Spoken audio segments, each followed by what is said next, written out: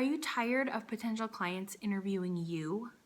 Do you want to know how to interview potential clients and make them want you? This video is going to tell you how.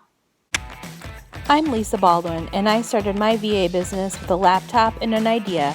Now I'm going to teach you to do the same. So, welcome back. If this is our first time meeting, my name is Lisa Baldwin.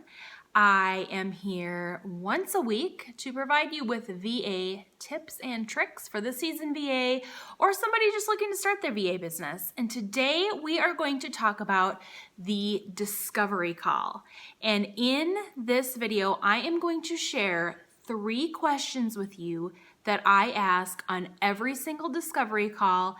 And these 3 questions help me to control the discovery call and puts the ball in my court, so I get to choose whether or not I work with a client, not the other way around.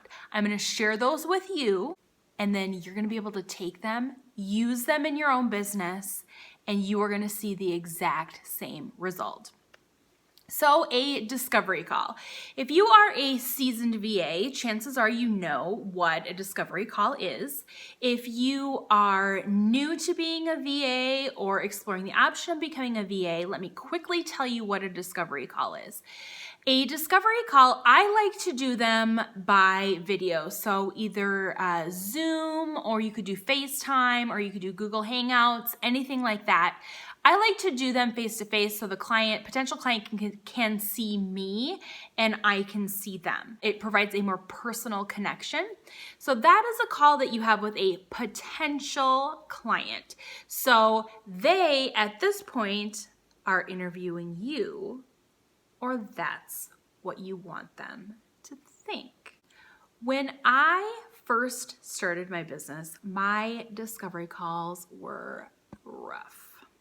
I wanted to close everybody because I needed quantity over quality. The close itself was shaky at best. Sometimes I didn't even ask for it because I was so afraid of it. And I wanted to put on this brave face, this confident face, so people wanted to contract with me, right? I wanted them to hire me. And here's what I got. I got crappy clients because I wanted absolutely everyone. I would tell them what I thought they wanted to hear, and I was confident in my skills. I wasn't lying to them or I wasn't misleading them, but I wanted every single client that I got. And then I learned that 50% of the clients that I got were not the client that I wanted. So I needed to fix that. And here's how I got the high end. That's what I want you to remember here. High-end clients that I wanted. When a potential client reaches out to me, I schedule a discovery call with them. And prior to that discovery call, I send them 3 questions that I tell them I would like them to have answers to at the discovery call. Get out a pen and paper, guys, because these questions are pure gold. Here's the first question. Tell me your top 2 or 3 pain points in your business. Now, the answers to these questions may have absolutely nothing to do with hiring a VA. They may not even be things that you can help them with. But it's still important to know what those 2 to 3 pain points are, because those pain points are what is preventing your client from growing their business or getting to the next level or getting more clients or whatever it is they're doing. Those are their obstacles, and you need to know what those obstacles are. The next question piggybacks off of that. So you've already asked them, what are your pain points, right? So those are at the front of their mind. The next question you want to ask them is, what is preventing you from accomplishing what you want in your business? And likely the answer to that is going to be one of those 3 pain points. What that question is going to do is it is going to help you identify of the two or three problems that they named, what their biggest problem is. Question number 3, and this is where you come in. You ask them, what is one thing we could implement right away? It is most likely going to be a small thing, but it will be a big victory for you. And they may say something to the effect of, my email inbox is out of control. Or I need help paying my quarterly sales tax. It's too cumbersome of a process for me.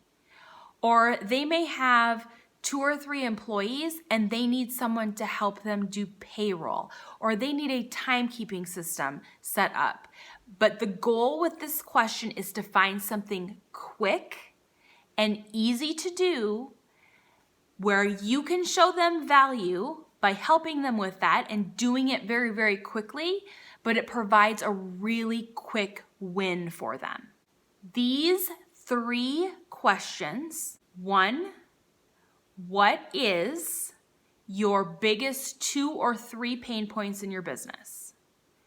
2, what is the one major thing holding you back from getting to the next stage in your business?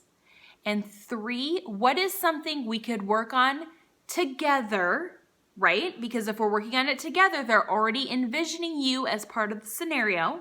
So what's one thing we could work on together to accomplish for you quickly that is going to seem like a big victory or a quick win? Now, if I have a potential client that comes to the discovery call and doesn't have the answers to those 3 questions, and there's no right or wrong answer. If they've just not looked at them or not thought about them, I have in my head I don't want to close them. I'll still go forward with the call, but that tells me that they're not serious. If they're not willing to take a look at what their challenges are in their business, they're not in a place where, in my opinion, you can help them. I wouldn't do it in my business. That's just my prerogative. Then throughout the rest of this call, you're going to keep those 3 answers in mind the whole time. The answers they give you to those 3 questions are going to help to spur more questions for you to ask them while you are interviewing them. Did you hear me? You are interviewing them. Have you heard the phrase, reject them before they can reject you?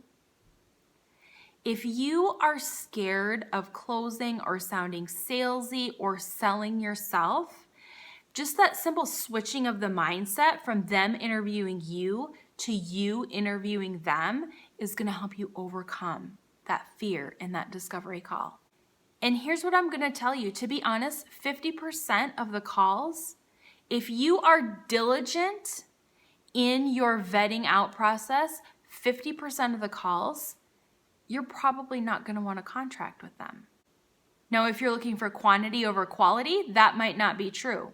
But it is true if you're looking for quality over quantity.